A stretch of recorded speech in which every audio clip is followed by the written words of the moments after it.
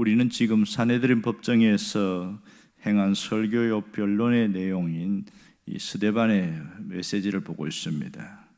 스데반의 설교 내용은 지금까지 유대인들이 갖고 있는 잘못된 생각과 편견을 깨뜨리기 위한 시도가 계속되고 있습니다. 그래서 믿음의 조상인 아브라함과 또 족장들은 이삭, 야곱, 요셉을 가지고 왔습니다. 그리고 모세에 대한 이야기를 통해서 하나님은 예루살렘 성전 안에만 계신 분이 아니라 어느 곳에서나 계신 하나님이시다, 이 부분을 지적하고 있습니다. 특별히 스데반의 설교 중에 모세에 대한 이야기는 상당히 많은 구절을 차지하고 있습니다. 오늘 본문에 보면 특별히 이스라엘 자손에 대해서 너희 형제 중에 나와 같은 선지자를 세우리라 하는데 그 사람이 모세다, 이 얘기를 하고 있습니다. 여기에 강조하고 있는 것은 나와 같은 선지자, 이 말입니다. 왜 나와 같은 선지자를 이야기했을까요? 도대체 이 사람이 모세라는 것을 무엇으로 증명할 수 있을까요? 신명기 18장 15절에 보면 동일한 말씀이 있습니다. 그러니까 스데반은 신명기 18장 15절의 말씀을 다시 한번 인용한 것이다, 그렇게 볼 수 있겠지요. 거기 보면 내 하나님 여호와께서 너희 가운데 내 형제 중에서 너를 위하여 나와 같은 선지자 하나를 일으키시리니 너희는 그의 말을 들을지니라, 이렇게 말하고 있습니다. 모세가 스스로 나와 같은 선지자다 이렇게 언급한 이유가 있는데, 그러면 나와 같은 선지자가 도대체 누구냐는 거예요. 여긴 두 가지 견해가 있는데요. 하나는 모세 이후에 나타나는 모든 선지자, 이렇게 말합니다. 또 하나의 견해는 바로 예수 그리스도를 이야기한다, 이렇게 말합니다. 그런데 보수주의 신학자들은 보면 예수 그리스도를 이야기한다고 그렇게 지지하고 있습니다. 왜냐하면 나와 같은 선지자라고 할 때 단수를 말하고 있습니다. 여러 명이 아닌 한 명. 그러므로 모세가 말한 나와 같은 선지자는 바로 예수 그리스도다, 이렇게 말해도 분명할 수 있습니다.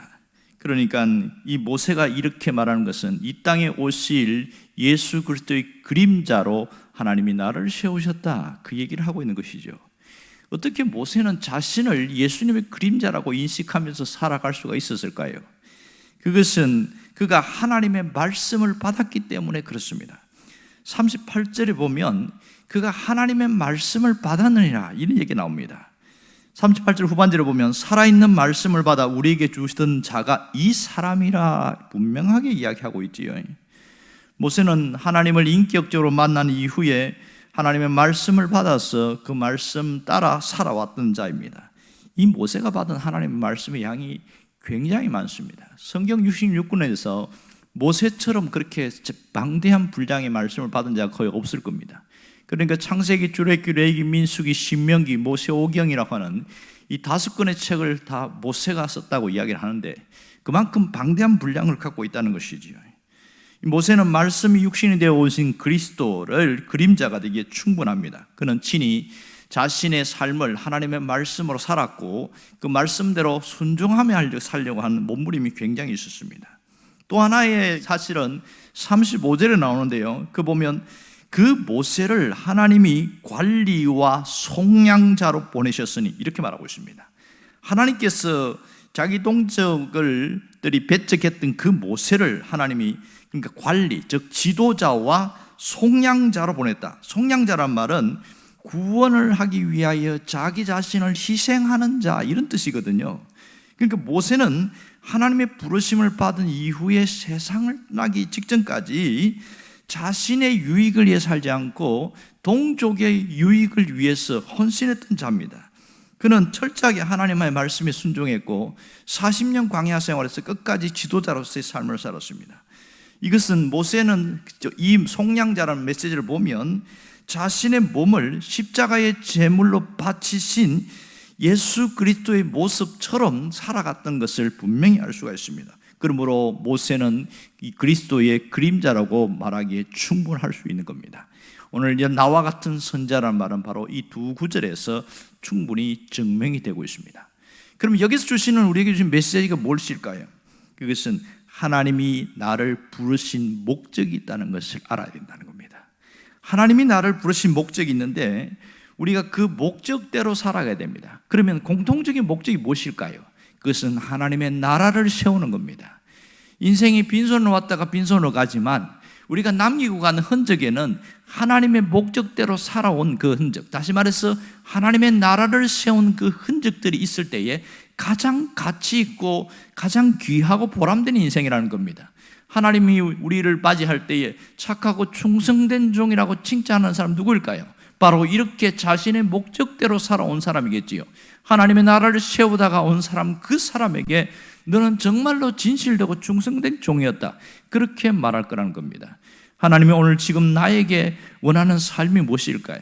그것은 우리가 의미 없는 인생을 살지 않기를 원하고 계십니다. 우리의 인생의 목적대로 살고 나를 부르신 목적, 나를 하나님이 세우신 목적을 깨닫고 그것을 잘 감당하고 오기를 원하고 계십니다. 여러분, 사람은요, 자기 인생의 가치와 목적을 발견할 때 가장 기쁘고 가장 뜨겁고 열정적이고 행복하다, 이렇게 이야기합니다.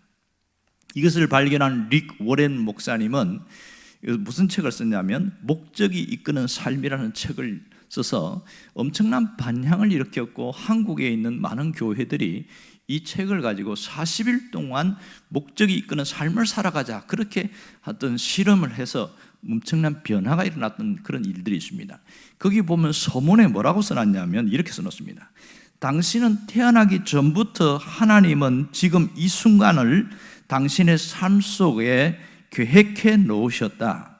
당신이 이 책을 손에 들고 있는 것도 결코 우연이 아니다. 하나님이 계획해 놓으신 삶을 당신이 찾기를 그분은 간절히 바라고 계신다. 당신은 이 땅에서 그리고 영원한 세계에서 영원히 살도록 되어 있다. 이러면서 처음부터 왜 나를 만드셨는가, 거기서부터 시작을 하고 있는 거예요.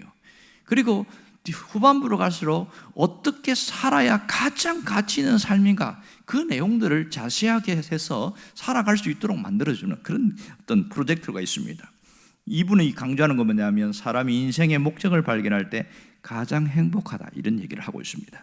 정말 그렇습니다.